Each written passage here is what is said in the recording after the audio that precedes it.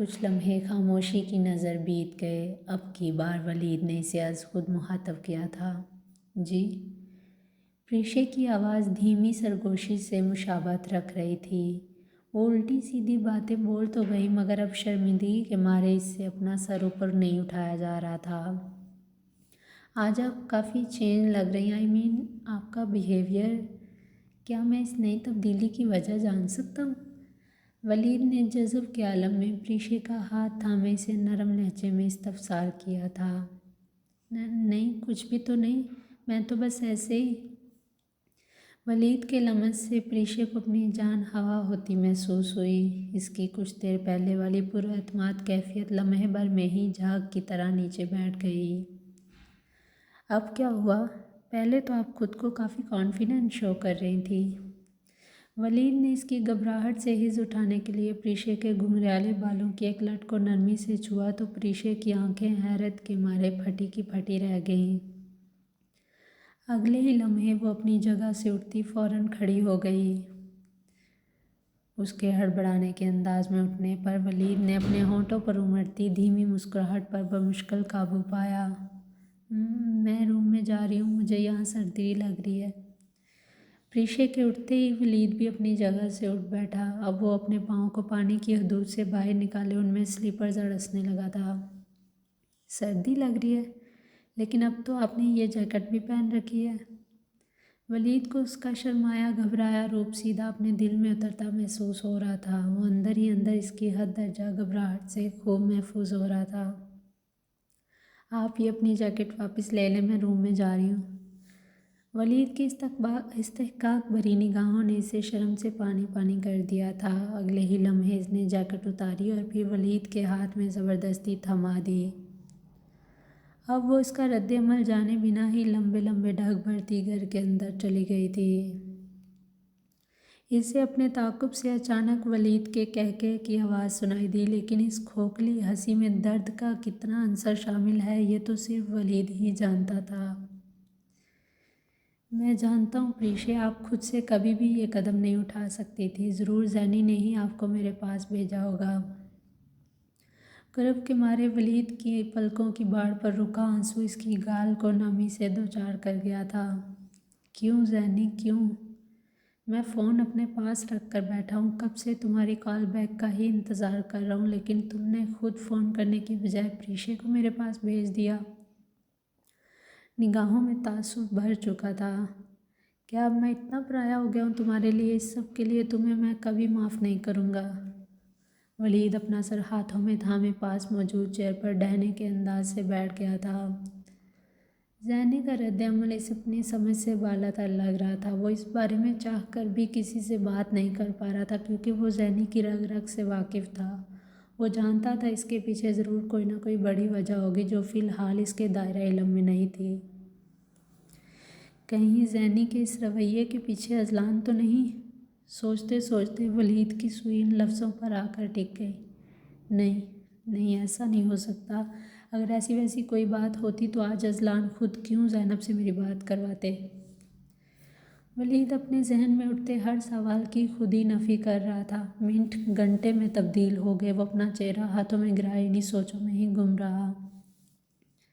اس وقت اسے اپنے آس پاس کا بھی کوئی ہوش نہیں تھا۔ اذلان پچھلے ایک گھنٹے سے اپنی آنکھوں پر پٹی باندھے پنچنگ بیگ کو مسلسل ہٹ کر رہا تھا۔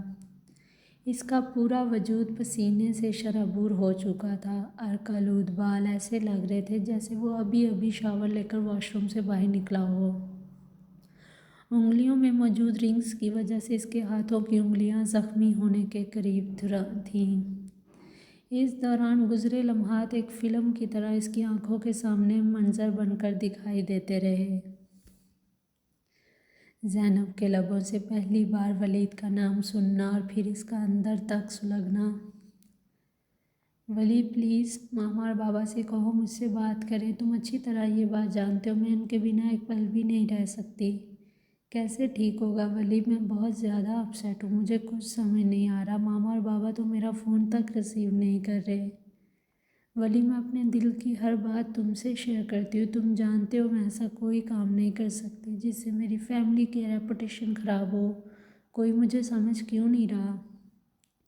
इसको कुछ समझ नहीं आ रहा था ज़ैनब को अचानक किसी से बात करते देखकर इसे क्यों इतना गुस्सा आ रहा है।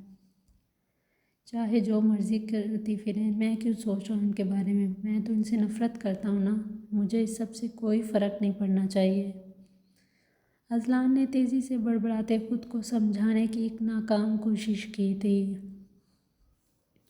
वो अपने इस नए एहसास को कबूल नहीं कर पा रहा था, इसलिए अपना गुस्सा मुख्तलिफ़ चीज़ों पर निकालते हुए इससे बिना कोई बात किए वॉशरूम में फ़्रेश होने चला गया। इन लम्हात को सोचते ही अज़लान के हाथों में मज़ीद तेज़ी आ गई। देखते ही देखते मंज़र भी बदल गया।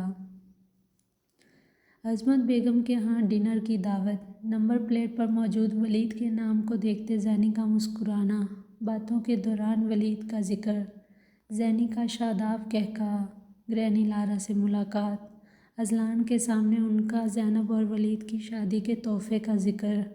आह! वो लम्हे भर को थमा और फिर से पंचिंग बैग को पीटना शुरू कर दिया। एक नया मंजर अक्स की सूरत लहराने लगा। ज़ैनब का सारी फैमिली के साथ क्रिकेट मैच खेलना, अज़लान को आउट करने पर फिर से वलीद का जिक्र। आलियान भाई, वली को भी मैं जब आउट करती हूँ ना या फिर इसकी बॉल पर छक्का लगा दूँ तो वो भी यही कहता है कि तुम पाकिस्तान क्रिकेट टीम ज्वाइन कर लो, मेरे साथ खेलकर अपना टाइम क्यों वेस्ट करती हो। ज़ैनी तीसरी बॉल पर एक रन बनाकर भागती आलियान से बाकायदा हंसते हुए बोल रही थी। हर बात में उस वलीद का जिक्र करना तो बहुत ज़्यादा ज़रूरी होता है ना इन मोहतरमा के लिए। अज़लान ज़ेरे लब गुस्से से बड़बड़ाने लगा था। जिम खाने की साकित फ़िज़ा में ठक ठक की आवाज़ अब शोर बनकर गूंज रही थी। जैसे ही ये मंज़र रूपोश हुआ, लम्हे भर के तवक्कुफ़ के बाद एक और मंज़र नज़र आने लगा। उसमें 3 किरदार थे, ज़ैनब, अज़लान, आहिल। अज़लान को हर एक की आवाज़ वाज़िया बाज़ बनकर सुनाई दे रही थी। लेकिन ज़ैनी आंटी, आहिल ने आपको सेव नहीं किया, अज़ी अंकल ने किया है। सुपर हीरो तो अज़ी अंकल हुए ना। आहिल का बूझा अंदाज़। नहीं, बिल्कुल नहीं, मेरा सुपर हीरो तो आहिल है। ज़ैनी aunty loves you so much मेरी जान। ज़ैनी का आहिल को तसल्ली देने पर अज़लान के नाभी होंठों पर रक्स करती धीमी मुस्कुराहट का सिमटना। नहीं, बहुत शुक्रिया आपका। पहले भी आपको मेरी वजह से काफ़ी परेशानी हो चुकी है, अब मज़ीद परेशान नहीं करना चाहती आपको। बेख्तियार अज़लान का उसकी मदद के लिए अपना हाथ आगे बढ़ाना, जवाबन ज़ैनी का तंज़िया जुमला कसना। फजूल में इनको यहाँ बचाने चला आया, कुछ देर मज़ीद डूबी रहती तो पता चलता ही नहीं, और कुछ ना सही थोड़ा बहुत तो दिमाग ठिकाने पर आ ही जाता इनका। इन मोहतरमा की वजह से मेरे सारे कपड़े और मोबाइल दोनों ख़राब हो चुके हैं और ये कह रही है मैं सुपर हीरो तो आहिल है। अज़लान को गुस्सा इसलिए भी आ रहा था क्योंकि उसने अज़लान की बजाय आहिल को सुपर हीरो कह दिया, हालांकि बचाया तो इसने था और सुपर हीरो आहिल बन गया। ना चाहते हुए भी हमेशा की तरह अज़लान की अज़ली पॉसेसिवनेस फिर से जाग उठी थी। मुझे तो आहिल को सुपर हीरो कहने पर भी गुस्सा आया था, इसे शक तो नहीं कहते ना ज़ैनब। अज़लान के दिल से एक आवाज़ हवक बनकर उभरी, पसीना इसके वजूद पर से पानी की तरह नीचे बह रहा था।